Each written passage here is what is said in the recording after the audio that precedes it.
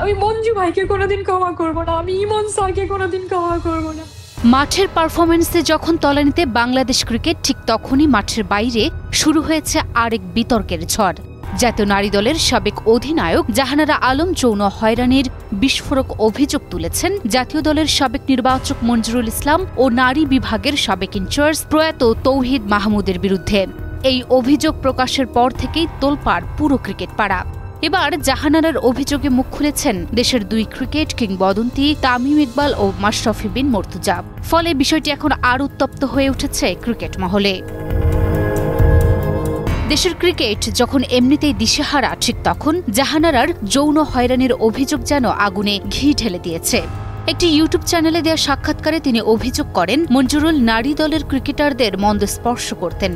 তার কাছে স্বাস্থ্য সংক্রান্ত একান্ত ব্যক্তিগত তথ্য জানতে চাইতেন বলেও অভিযোগ ছিল জাহানারার। তবে জাহানারার সব অভিযোগই ভিত্তিহীন ও মিথ্যে। দেশে এসে তদন্ত কমিটির মুখোমুখি হতেও প্রস্তুত আছেন বলে জানিয়েছেন মঞ্জুরুল। সাবেক এই পেশার এখন কাজ করছেন চীনে নারী ক্রিকেট দলের প্রধান কোচ হিসেবে। এদিকে চলমান বিতর্কিত ইস্যুতে মুখ খুলেছেন দেশের দুই সাবেক অধিনায়ক তামিম ইকবাল ও মাশরাফি বিন মুর্তজা, যা মুহূর্তেই আলোচনার কেন্দ্রবিন্দুতে নিয়ে এসেছে ঘটনাটিকে। বিসিবি ইতিমধ্যেই কঠোর পদক্ষেপের ইঙ্গিত দিয়েছে, আর তামিমের স্পষ্ট বার্তা, ন্যায় বিচার নিশ্চিতে এবার বিসিবির পাশাপাশি ক্রীড়া পরিষদকেও এ ব্যাপারে উদ্যোগ নিতে হবে।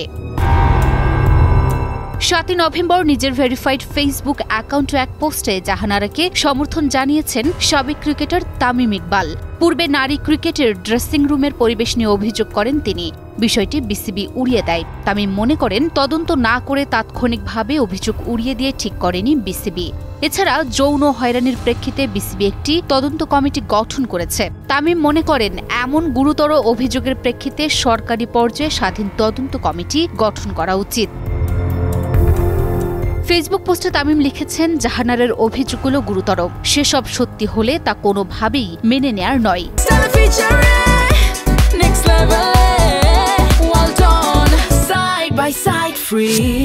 যে কোনো পর্যায়ের ক্রীড়াবিদ কিংবা যে কোনো নারী কারো প্রতি এমন আচরণ গ্রহণযোগ্য নয়।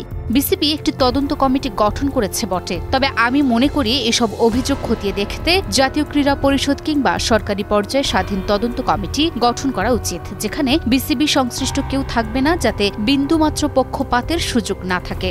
যত দ্রুত সম্ভব এই কমিটি গঠন করা উচিত ও সর্বোচ্চ গুরুত্ব দিয়ে দেখা উচিত।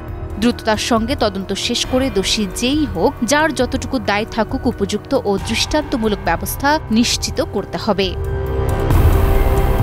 শুধু তামিম ইকবালই নয়, এবার মুখ খুলেছেন জাতীয় দলের সাবেক অধিনায়ক মাশরাফি বিন মুর্তজাও। ফেসবুক পোস্টে তিনি বলেন, বাংলাদেশের ক্রিকেট ও গোটা ক্রীড়াঙ্গনের স্বার্থে জাহানারা আলমের প্রতিটি অভিযোগ বিসিবি গুরুত্ব দিয়ে দেখবে আশা করি। তদন্তের স্বচ্ছতা নিশ্চিত করার উপর জোর দিয়ে মাশরাফি আরও লেখেন, আশা করি বিসিবির তদন্ত কমিটি পুরোপুরি প্রভাবমুক্ত থেকে কাজ করবে এবং অভিযোগের সত্যতা পেলে দায়ীদের বিরুদ্ধে উপযুক্ত ব্যবস্থা নিশ্চিত করবে, যেন এসবের পুনরাবৃত্তি আর কখনো না হয়। Desk report, news 24।